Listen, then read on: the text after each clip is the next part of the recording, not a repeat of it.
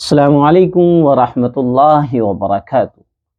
نبیوں اور رسولوں کو دو چیزیں اللہ تبارک و تعالی نے ضرور عطا فرمائی ہیں۔ آئیے ہم جانتے ہیں کہ نبی اور رسولوں کو، انبیاء علیہم السلام کو دو چیزیں کون سی اور کیوں عطا کی گئیں۔ اس سلسلے میں انسان کی خوش نصیبی اور اس کی کامیابی اور کامرانی کے لیے ہر حال میں دو چیزیں ضروری ہوتی ہیں، جن کے ذریعے انسان آسانی کے ساتھ اپنی منزل مقصود پر پہنچ سکتا ہے۔ ایک علمی طاقت ہوتی ہے اور ایک اخلاقی طاقت ہوتی ہے۔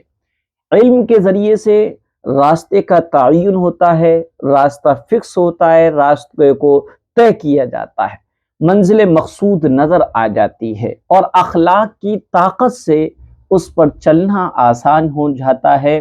صرف علم ہو، اخلاق کی طاقت نہ ہو تو راستہ تو نظر آ جائے گا مگر چل نہیں سکتا۔ چلنے کے لیے اخلاق کی طاقت درکار ہے۔ اس لیے انبیاء علیہ السلام کو بیک وقت دو چیزیں عطا کی گئی۔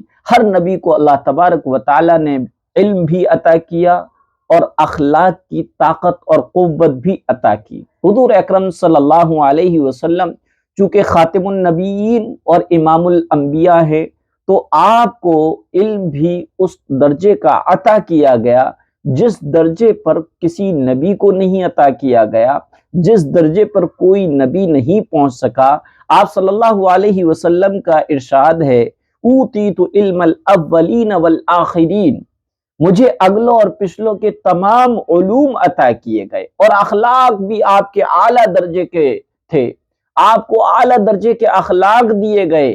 آپ صلی اللہ علیہ وسلم کا ارشاد ہے، ادبنی ربی فاحسن تأدیبی، مجھے میرے رب نے اخلاق و ادب کی تعلیم دی اور بہترین تعلیم دی۔ اور آپ صلی اللہ علیہ وسلم کا دوسرا ارشاد ہے، بعثت لأتمم مکارم الاخلاق، مکارم اخلاق کی تکمیل میرا مقصد بعثت ہے۔ یعنی اللہ کے رسول صلی اللہ علیہ وسلم تمام اخلاق کو مکمل کرنا، یہ آپ کے دنیا میں آنے کا مقصد تھا۔ خود حق تعالی شانہ نے آپ صلی اللہ علیہ وسلم کی شان اخلاق کو ظاہر فرمایا اور کہا، وَإِنَّكَ لَعَلَىٰ خُلْقٍ عَظِيمٍ، بے شک آپ اخلاق کے بلند درجے پر فائز تھے۔ اس لیے ہم یہ چاہتے ہیں کہ ہم کامیابی پر پہنچیں، اپنی منزل مقصود ہمیں مل جائے، اور اپنے کیا ہے، ہم دنیاوی اور اخروی اعتبار سے ہمارا راستہ بھی صحیح ہو اور ہماری کامیابی بھی یقینی ہو۔ تو ہم کو چاہیے کہ یہ دونوں ذریعے، یہ دونوں قوتیں، یہ دونوں طاقتیں ہمارے پاس ہونا چاہیے۔ علم کی طاقت ہو جس سے ہمیں راستہ صحیح پتہ ہو، صحیح اور غلط کا امتیاز علم سے ہی ہو سکتا ہے۔ پھر اس کے بعد اخلاق کی طاقت ہو، کیونکہ صحیح راستے پر چلنے والوں کو رکاوٹیں ڈالنے والے بہت زیادہ پیش آتے ہیں۔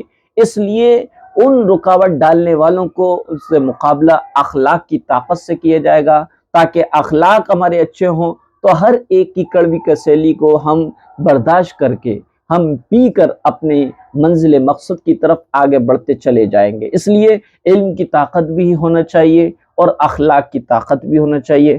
صرف علم ہو تو راستہ تو پتہ لگے گا، لیکن راستہ جو ہے چل نہیں سکتے، منزل نظر آئے گی لیکن منزل تک پہنچ نہیں سکتے۔ اخلاق کی طاقت ہو تو اخلاق کی طاقت آپ کے پاس ہے، آپ راستہ چل سکتے ہیں، آپ منزل پا سکتے ہیں، لیکن صحیح منزل اور صحیح راستہ علم کے بغیر ممکن نہیں۔ اس لیے علم کی طاقت بھی ہونا چاہیے اور اخلاق کی طاقت بھی ہونا چاہیے۔